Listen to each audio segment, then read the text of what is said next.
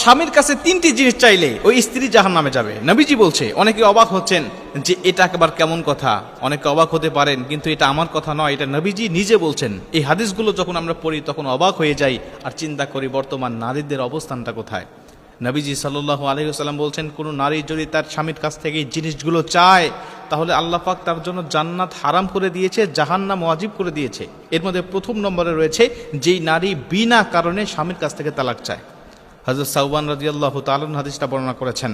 তিনি বলছেন, রাসূল সাল্লাল্লাহু আলাইহি ওয়াসাল্লাম বলছেন, আইয়ুমা ইমরাআতিন সাআলাত যাওজাহা তালাক ফি গায়রি মা বাআত হারামাল্লাহু আলাইহা রাইহাতাল জান্নাহ।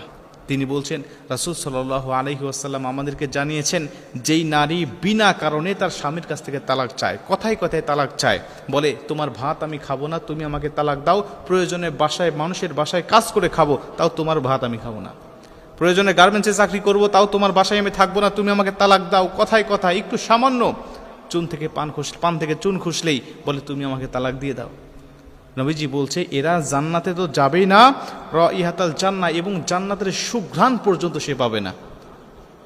এই সাওবান রাদিয়াল্লাহু তাআলা আরেকটি বর্ণনায় বলছে, অথচ নবীজি বলছে একটা মানুষ যদি 40 বছর দ্রুতগামী ঘোড়া নিয়ে যদি দৌড়াইতে থাকে, এত দূর পর্যন্ত জান্নাতের সুঘ্রাণ ছড়াইতে থাকবে, অথচ এই নারীকে কত দূরে রাখা হবে জান্নাত থেকে যে ওই নারী জান্নাতের সুঘ্রাণ পর্যন্ত সে পাবে না। এজন্য মা বোনদেরকে বলতে চাই, কথায় কথায় তালাক চাওয়া এমন জঘন্য অপরাধ, এমন পাপ থেকে অবশ্যই আপনাকে বেঁচে থাকতে হবে। স্বামীর কাছ থেকে কখনো তালাক চাইবেন না। 2 নম্বরে নবীজি সাল্লাল্লাহু আলাইহি ওয়াসাল্লাম বলছেন, স্বামীর কাছ থেকে চাওয়া হারাম, সেটা হলো বদদোয়া। বদদোয়া চাইতে পারবেন না। অনেকেই বলে তুমি আমার জন্য দোয়া করো যেন আমি তাড়াতাড়ি মারা যাই, তোমার মুখ যেন আমাকে না দেখতে হয়, অথবা আমার মুখ যেন তোমার না দেখতে হয়, তুমি দোয়া করো যেন আমি খুব দ্রুত মারা যাই। নবীজি বলছে, মৃত্যু কামনা করা, মৃত্যুর জন্য দোয়া চাওয়া, দোয়া কামনা করা, মানুষের কাছ থেকে দোয়া চাওয়া বা নিজে দোয়া করা, এটা হারাম, এটা করা যাবে না। মানুষকে আল্লাহ কখন মৃত্যু দিবে এটা আল্লাহ পাক নির্ধারিত করে রেখে দিয়েছে। মৃত্যু কামনা করা, অনেকেই অনেক কষ্টের মধ্যে পতিত হয়, মনে এতই কষ্ট, আল্লাহ পাকের কাছে বলে, আল্লাহ এত মানুষকে চোখে দেখো, তুমি আমাকে চোখে দেখো না, এত মানুষ মারা যায়, আমি কেন মারা যাই না? আপনি মারা যাওয়ার জন্য আল্লাহর কাছে মৃত্যু কামনা করেন, এই দুনিয়ার কষ্ট আপনি সহ্য করতে পারেন না, কবরে গেলে কেমন কষ্ট হবে এই অনুভূতি তো আপনার নাই, এই খবর তো আপনার কাছে নাই। যদি সেইভাবে কাজ করে না যেতে পারেন, ভালো আমল নিয়ে যদি যেতে পারেন, দেখবেন যে কাল কিয়ামতের ময়দানে নয়, তার আগেই কবর থেকেই শুরু হয়ে যাবে আপনার আযাবগুলো, যে আযাবগুলো দুনিয়ার থেকে হাজারো লক্ষ লক্ষ গুণ বেশি। এজন্য মৃত্যু কামনা করা, বদদোয়া কামনা করা, স্বামীর কাছ থেকে বদদোয়া চাওয়া, এটা কখনোই কোনো স্ত্রীর জন্য শোভনীয় নয়।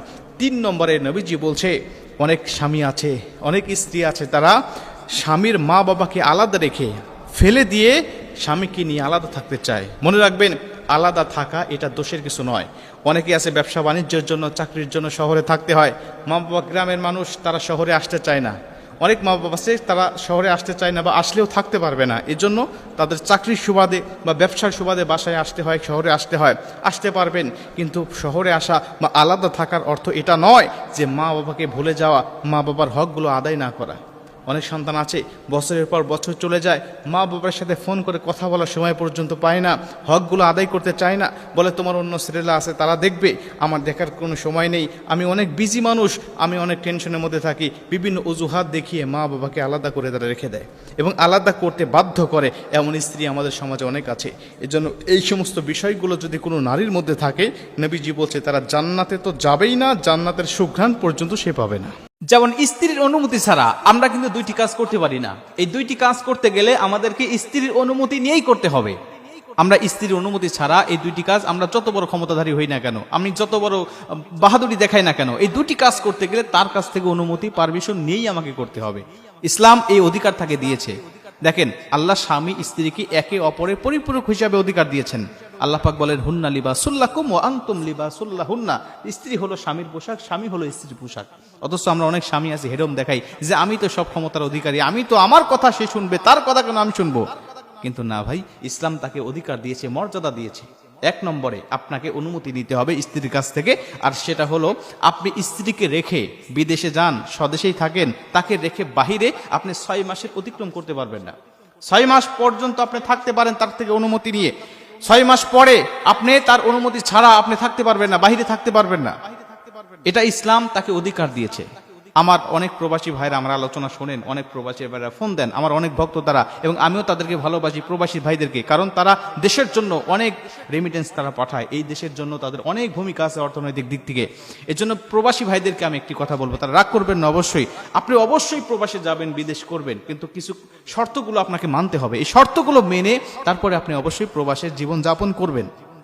কারণ আপনি আপনার স্ত্রীকে রেখে গেছেন বছরের পর বছর, কোনো খোঁজ খবর নাই, ফোনে শুধু কথা বলেন। আপনার স্ত্রী এদিকে তার চাহিদাকে মেটানোর জন্য বিভিন্ন পরকায় লিপ্ত হচ্ছে, বিভিন্ন অপরাধ জগতে লিপ্ত হচ্ছে, যেগুলো দায়ভার কিন্তু শুধু সে একা পাবে না, সেও পাবে, এবং আপনাকেও এই দায়ভারগুলো নিতে হবে যদি আপনার গাফিলতির কারণে এবং বিনা অনুমতিতে আপনি থাকেন। আপনি প্রবাস করবেন, কোনো সমস্যা নেই, আপনি বিয়ের আগে করেন।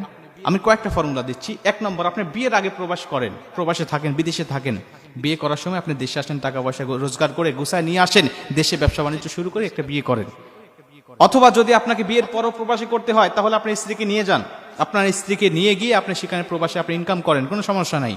এটাও যদি সম্ভব না হয়, তাহলে আপনি অন্তত 6 মাস পর পর এসে তাকে সময় দেন, 6 মাস পর পর আপনি তার কাছে আসেন। এটাও যদি সম্ভব না হয়, তাহলে আপনি তার অনুমতি নিয়ে থাকেন আর খোঁজ খবর নেন সে অপরাধ জগতে সামিল হচ্ছে কিনা, সে অপরাধে পা বাড়াচ্ছে কিনা। যদি বাড়ায়, ভাই আপনার আর বিদেশ থাকার দরকার নাই, কারণ উনি যে পাপগুলো করবে এই পাপগুলো শাস্তি আপনাকে নিতে হবে। অনেক এই প্রবাসীদের স্ত্রীরা অনেক পরকীয়ায় লিপ্ত হচ্ছে, যত পরকীয়ার খবর আমরা পত্রিকায় দেখি এর মধ্যে ম্যাক্সিমাম হলো এই প্রবাসীর স্ত্রীরা। এজন্য প্রিয় ভাইদেরকে বলতে চাই, অবশ্যই আপনারা এই কাজগুলো করবেন বিদেশ বিয়ের আগে, অথবা বিয়ের পরে যদি করেন তাহলে স্ত্রীকে নিয়ে যান, অথবা 6 মাস পর পর এসে তাকে সময় দেন। প্রিয় ভাইরা, এটা হলো 1 নম্বর, আপনাকে স্ত্রীর অনুমতি নিয়েই 6 মাস অতিক্রম করতে হবে। এটা হযরত ওমর ফারুক রাদিয়াল্লাহু তাআলা তার নিজের মেয়ে স্ত্রী, তার নিজের মেয়ে রাসূল সাল্লাল্লাহু আলাইহি ওয়াসাল্লামের স্ত্রী হযরত উম্মে হাফসা রাদিয়াল্লাহু তাআলা আনহার কাছে তার পিতা জিজ্ঞাসা করলেন, মা হাফসা, আমি তোমাকে জিজ্ঞাসা করতে চাই, বলো তো দেখি, একটা মেয়ে স্বামীকে ছাড়া কতদিন একা থাকতে পারে? আম্মাজান হাফসা রাদিয়াল্লাহু তাআলা আনহা তিনি একটু লজ্জা পেলেন, কারণ বাবা হয়ে মেয়েকে এমন প্রশ্ন করছে, লজ্জা করলেন তিনি। মুসলমান ভাইরা রে আমার, আম্মাজান হাফসা রাদিয়াল্লাহু তাআলা আনহা ডাক দিয়া বলেন, বাবা এমন প্রশ্ন কেন করতেছেন, এমন প্রশ্ন কেন আপনি আমাকে করতেছেন, বলেন তো দেখি, আপনি আমার বাবা হয়ে কেন আমি মেয়ে, আমাকে এমন প্রশ্ন করতেছেন? হযরত ওমর ফারুক রাদিয়াল্লাহু তাআলা আনহা ডাক দিয়া বলেন, মা আমার, আমি তোমাকে বলতে চাই যেটা প্রশ্ন করেছে তুমি উত্তর দাও, হাতে বেশি সময় নাই, কারণ আমি যেই বিষয়টা দেখে এসেছি, একটা নারীকে আমি 6 মাস 9 মাস যাবত আমি একা একা রেখে দিয়েছি, তার স্বামীকে 9 মাস পর্যন্ত আমি যুদ্ধের ময়দানে পাঠিয়ে রেখেছি, তার যে অবস্থা দেখে এসেছি, তুমি জলদি করে বলো যে একটা নারী কতদিন স্বামী ছাড়া একা একা থাকতে পারে? মেয়েটি ডাক দিয়া বলেন, বাবা একটা মেয়ে 4 মাস পর্যন্ত স্বাভাবিকভাবে থাকতে পারে, স্বামীকে ছাড়া 4 মাস পর্যন্ত স্বাভাবিক থাকতে পারে, 4 মাস থেকে 6 মাস পর্যন্ত কষ্ট করে থাকতে পারে, কিন্তু 6 মাস যত অতিক্রম হয় তখন ওই মেয়েটা আর থাকতে পারে না, তার অপরাধ জগতে পা বাড়ানোর জন্য শয়তান বারবার ধোঁকা দিতে থাকে, শয়তান বারবার তাকে ধোঁকা দিতে থাকে। বাবা হযরত ওমর ফারুক রাদিয়াল্লাহু তাআলা সঙ্গে সঙ্গে চলে গেলেন আর বললেন, তাকে নিয়ে আসো, যুদ্ধের ময়দান থেকে তার স্বামীকে নিয়ে আসো, আর দরকার নেই তাকে যুদ্ধ করার, নিয়ে আসো, স্ত্রীকে সময় দিক। ওখান থেকেই আমাদের বর্তমান সময়ের আর্মিদের একটি ছুটির ব্যবস্থা 6 মাস অন্তর অন্তর, এটা হযরত ওমর ফারুক রাদিয়াল্লাহু তাআলা থেকে শিক্ষা নিয়ে এটা গোটা পৃথিবীতে চালু হয়েছে। মুসলমান ভাইরা রে আমার, 2 নম্বরে যে কাজটি, আর সেটা হলো স্ত্রীকে মহারানা না দিয়ে, স্ত্রীর অনুমতি ছাড়া কোনো স্বামী স্ত্রীকে স্পর্শ করতে পারবে না, তাকে স্পর্শ করতে পারবে না, টাচ করতে পারবে না। মুসলমান অনেক যুবক ভাইরা আছেন যারা এই কাজগুলো করতেছেন। মুসলমান মা বোনেরা আমার, খুব মনোযোগ দিয়ে শুনে নেন, ইসলাম আপনাকে যেই মর্যাদা দিয়েছে, সূরা নিসার 24 নম্বর আয়াতে মহারানাকে আল্লাহ পাক ফরজ করে দিয়েছেন আপনাদের জন্য। মহারানা আপনাদের হক, এগুলো আপনার যথা নিয়মে আদায় করে নিয়া তারপরে স্ত্রী স্বামীকে আপনাকে অনুমতি দিবেন। আর যদি আপনার স্বামী একান্তই অপারগ হয়, তাহলে আপনি তাকে ক্ষমা করে দিবেন, অল্প কিছু নিয়ে তাকে ক্ষমা করে দিবেন। কারণ আজকে আমাদের সমাজে দেখা যায় অধিকাংশ মেয়েরা এত বেশি মহারানা ধরে, যেন আমাকে যদি ছেড়ে দেয় তাহলে আমি এই টাকাগুলো নিয়ে অন্য জায়গায় বিয়ে করতে পারবো, এমন একটি নিয়ত আজকে বেশিরভাগ মেয়েদের মধ্যে থাকে।